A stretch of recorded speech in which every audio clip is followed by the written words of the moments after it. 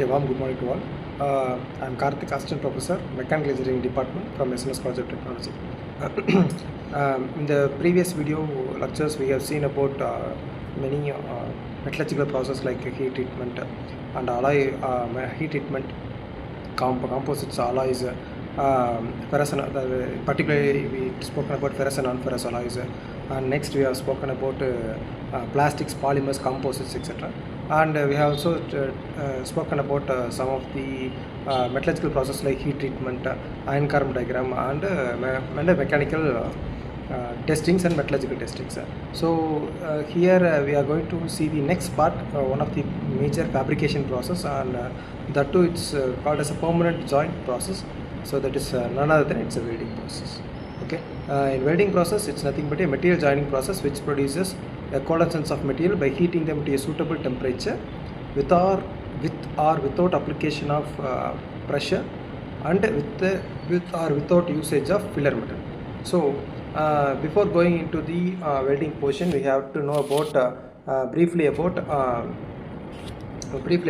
some of the terms used. First one is alloy. Alloy is an element that is added to a metal. Second one is arc. Arc is what is between the end of the electrode and the base material, and the resistance causes the heat. So the third one is bead, bead. The deposited filler metal on and in the work surface when the wire or electrode is melted and fused into the material, particularly called steel. Okay. The fourth one is electrode. Electrode comes either covered with flux or just a bare wire. In the field of electrode, it is called as rod in stick welding, and wire for MIG and flux cord arc welding. And the next one is electrode holder, a hand clamp that holds the welding rod and conduct electricity out of the rod in DCE, that is direct current electronegative, or in the rod in DCEP, that is direct current electrode positive. So coming to next thing is that filler metal. This is the metal you added in the weld pool or a weld that can be made with or without filler metal. The thin gauge materials is sometimes welded by melting the two base metals together. And the next one is a nozzle, a brass attachment that is about 3 inches long and shaped as an open cylinder. It is put over and an insulator and shields at the top, giving the shielding gas one direction, and it goes out over the weld. And the next one is penetration. It is a fusion or depth into the parent metal from its surface, or the amount of fusion through an open faced joint. The next one is shielding gas. The gases such as argon or helium are used because they are inert gas, means that they will not combine with any other element. So this makes them good for keeping atmosphere contaminations out of the weld pool.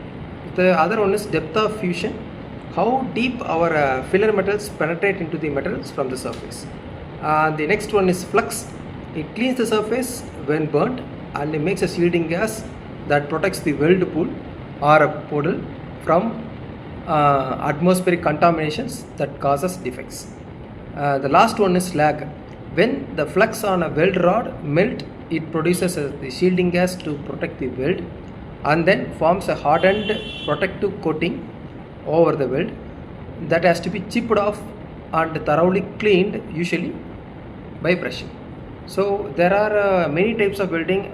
There are more than 50 types of welding is currently done in worldwide. So this we will see some of it, like 10 to 12.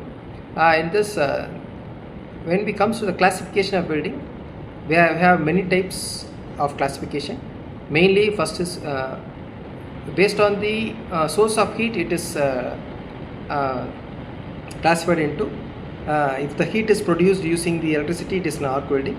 If the heat is produced by the friction, it is friction welding. If the heat is produced by the resistance, it is resistance welding. Or if the heat is sourced by the gas, it is gas welding. So based upon the source of heat, we can classify welding. as said above. Thank you. We'll see you in the next video.